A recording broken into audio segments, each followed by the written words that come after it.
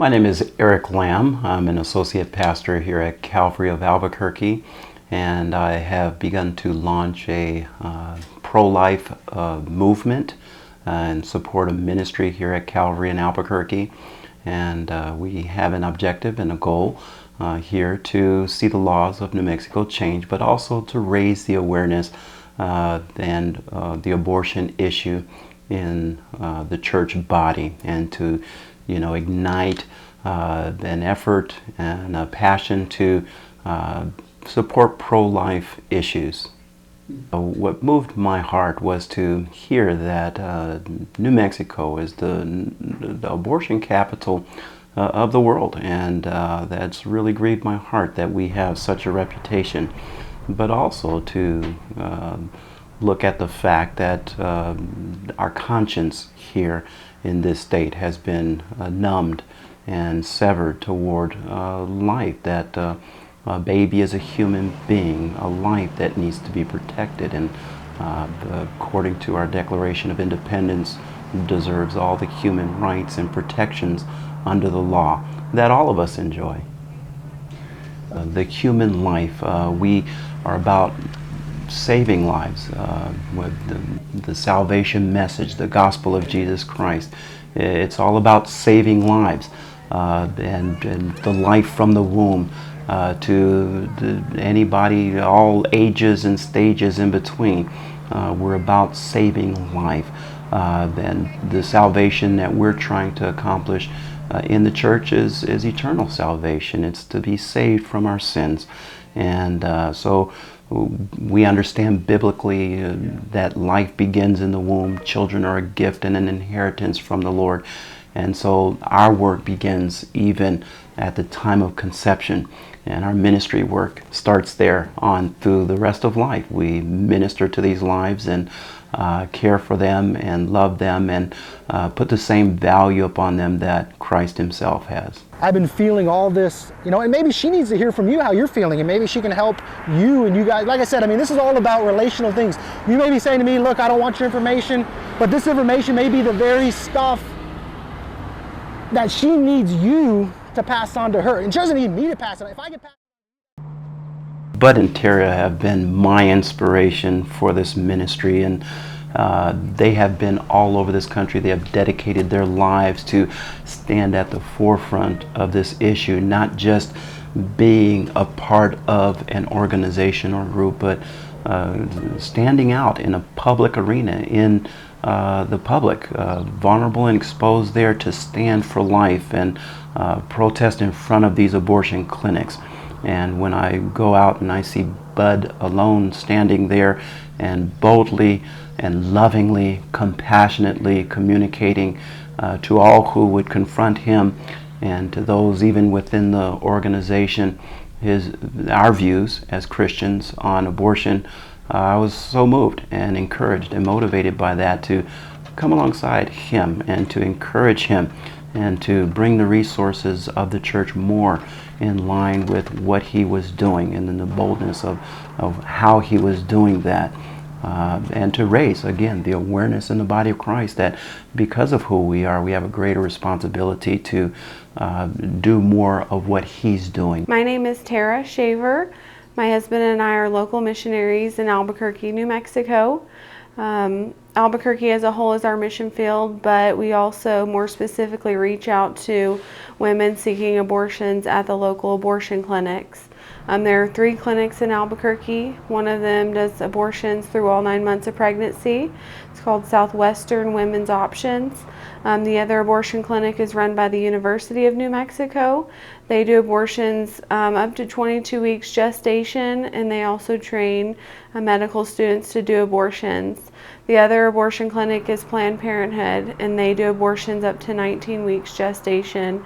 My husband and I, our goal is to just reach out to women that probably haven't considered any other option other than abortion.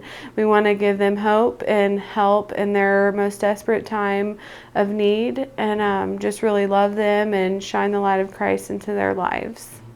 My name is Bud Shaver, and I work with Project Defending Life. Our ministry is Prayer and a Pro-Life Witness. So this is literally a ministry of life and death, but it's also a ministry that's focusing on lifting up Christ in this community.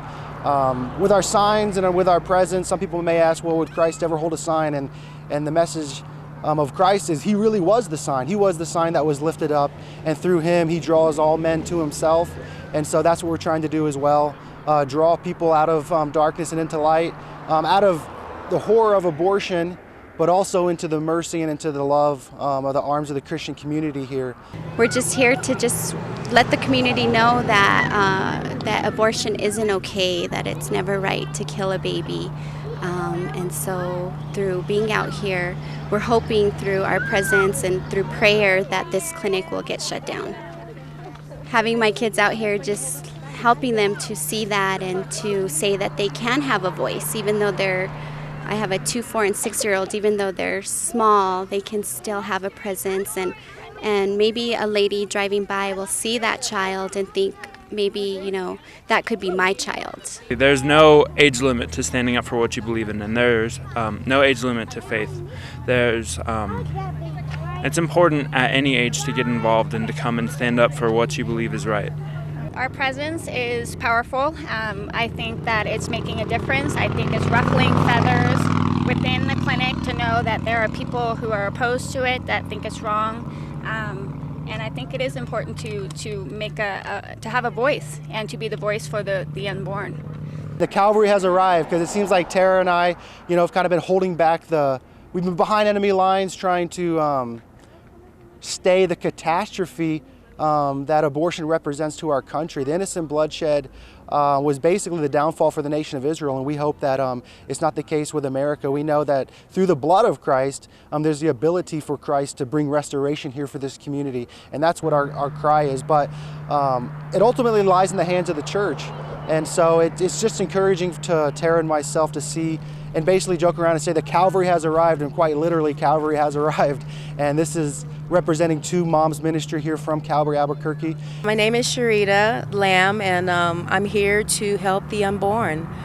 And not only just the unborn, but to help the mothers as well, and to let society know how barbaric this act truly is in our society. And it really appalls me to even have to be here, because that we're fighting for something such as this. It's just such a shame that we've deteriorated to this level. And but that's basically why I'm here. I'm here to bring attention to this this horrific act that's going on in these clinics. A lot of people are unaware of what goes on in these clinics. They have no idea. We've had several people come up to us and get very appalled with the graphic posters, and I tell them I couldn't agree with you more. I think it's appalling.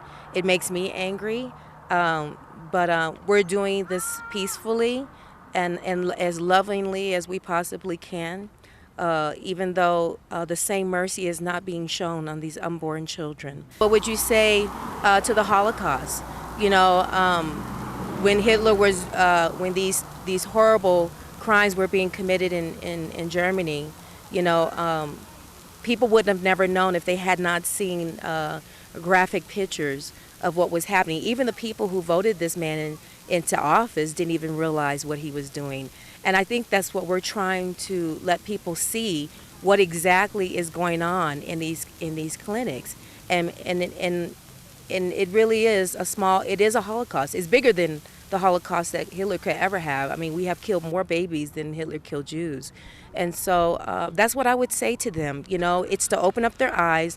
They won't let you in the clinic, so we have to bring the clinic out here so they can see what's going on in these clinics. And maybe that will maybe they will realize, oh my goodness, I didn't realize it. And a lot of people are like that. I was like that. What we've always said is let restoration begin here with me.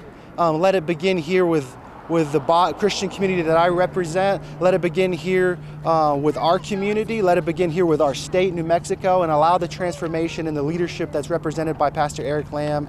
He is actually not just doing something here for this community, but we're hoping that what's being done here and the leadership can be manifested throughout the state, throughout the country, throughout the world, and so that healing and restoration can begin with us, and let it begin here today. There's so many levels and so many areas we can get involved in.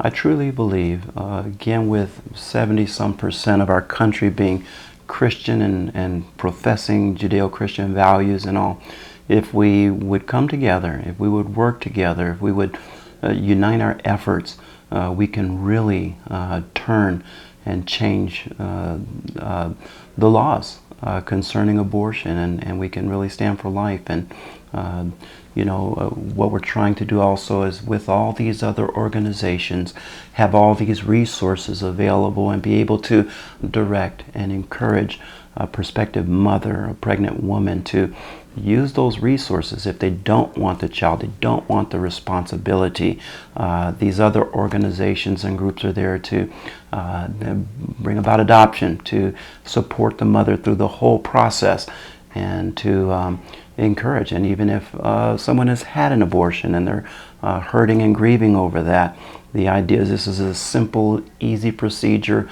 You go through it and everything is okay. But we realize and see that that's not the facts. That conscience and heart, and there's a tremendous grieving and sense of loss post-abortion. And we have resources to help mothers that have made that choice wrongly and need the support and encouragement to be able to go on and to heal from the effects of abortion.